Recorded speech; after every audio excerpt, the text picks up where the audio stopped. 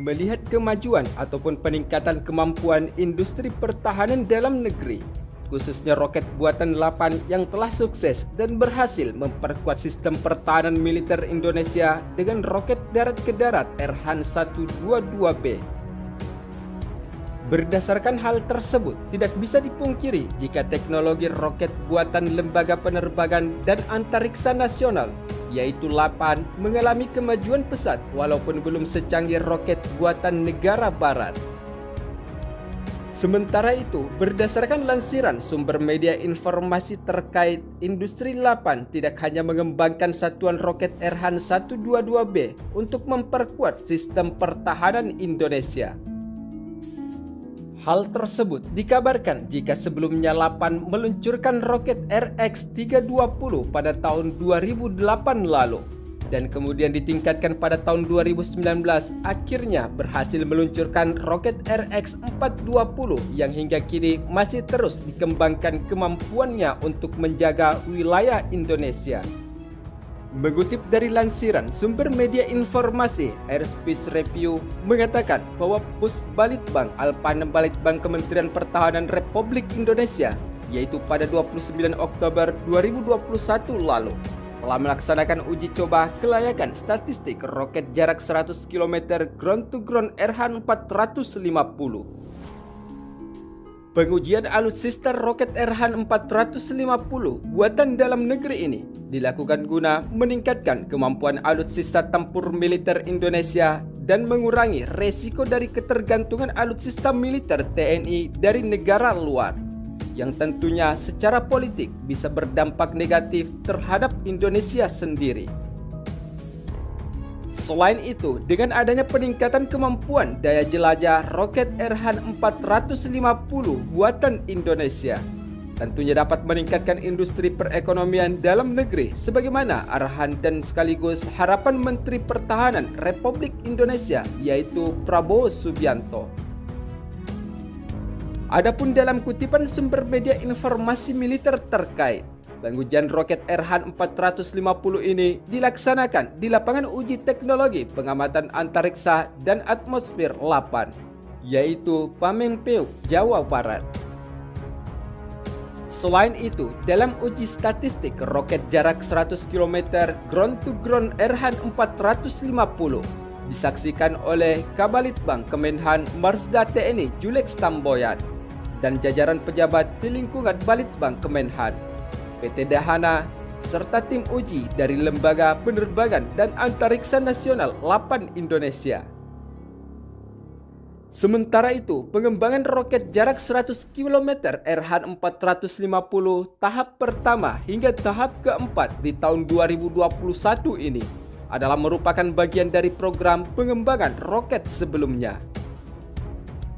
Di sisi lain, adapun tujuan pengembangan roket berskala balistik ini adalah untuk memahami konsep pengembangan roket Erhan 450 yang ditinjau dari prinsip dan cara kerjanya, konstruksi, serta perancangan yang telah dilakukan.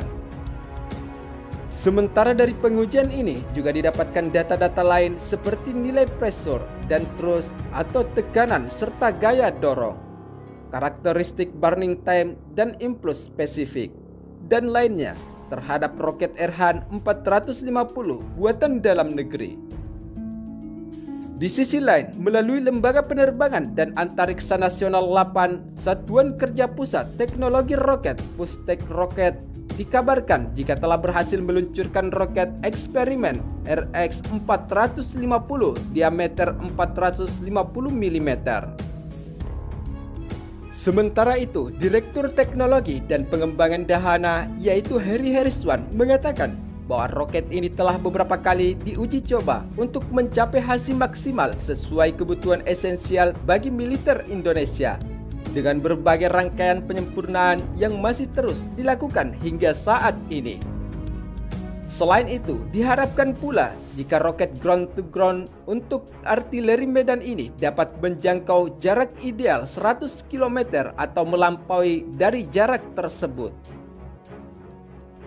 Sementara dalam uji coba sebelumnya pada tahun 2016 lalu Erhan 450 sukses meluncur dengan jarak sejauh 55 km, sebagaimana pernyataan Direktur Teknologi dan Pengembangan Dahana Erhan 450, yang merupakan roket tipe balistik dengan panjang 7,2 meter dan diameter 46 cm. Untuk beban luncur, yaitu memiliki total 1.750 kg, sedangkan untuk massa propellan yaitu 750 kg, dengan jangkauan maksimum lebih dari 100 km dan kecepatan maksimum 3.300 km per jam. Sementara itu, berdasarkan sumber media informasi terkait, sebelumnya roket ini dikenal dengan nama LX-450. Namun perubahan nama menjadi Erhan 450 dan peningkatan kemampuan pada roket balistik ini diharapkan bisa segera diproduksi massal untuk kepentingan pertahanan dalam negeri maupun komersial. Selain itu, roket yang berskala balistik ini diharapkan terus mengalami perbaikan khususnya bagi industri pertahanan agar bisa segera diproduksi massal. Sebab dengan dilakukannya produksi massal akan membawa keuntungan bagi industri pertahanan dalam negeri dan peningkatan ekonomi Indonesia. Sementara untuk rudal buatan dalam negeri ini diklaim sangat hebat pada kecepatan luncur menuju target sasaran. Bahkan sebuah uji coba mendapati rudal ini mampu melesat hingga 260 km per jam. Alhasil, dengan jarak jangkau tersebut membuat peluru kendali ini bisa menjadi andalan TNI untuk memenuhi kebutuhan pertahanan militer Indonesia.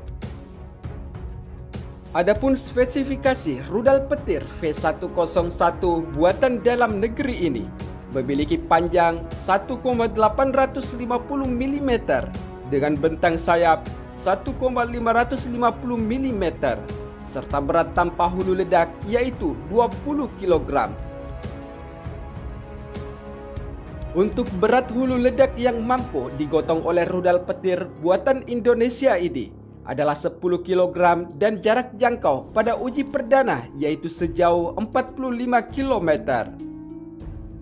Sementara itu, demi untuk terus meningkatkan kemampuan jelajah rudal buatan dalam negeri, Indonesia kembali melakukan uji peluncuran rudal petir tahap kedua dan mampu mencapai target sasaran sejauh 260 km per jam.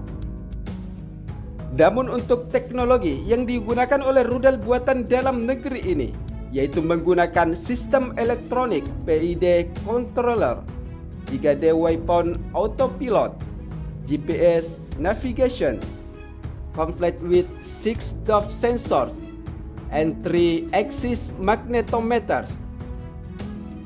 Namun, selain rudal petir, beberapa rudal yang pernah dimiliki oleh Indonesia memiliki jarak jelajah yang tidak terlalu jauh, seperti rudal C701 dan C705 buatan PT Dirgantara Indonesia. Peluru adaptasi dari Cina ini hanya mampu menjelajah antara 80 km hingga 135 km.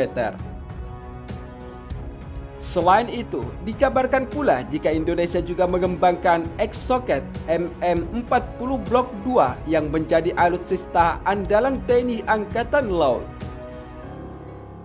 Namun jika dibandingkan dari kedua rudal tersebut, rudal petir V101 tentu saja lebih unggul sebab memiliki perangkat yang canggih dengan mengadopsi teknologi paling mutakhir untuk penginderaan target sasaran musuh.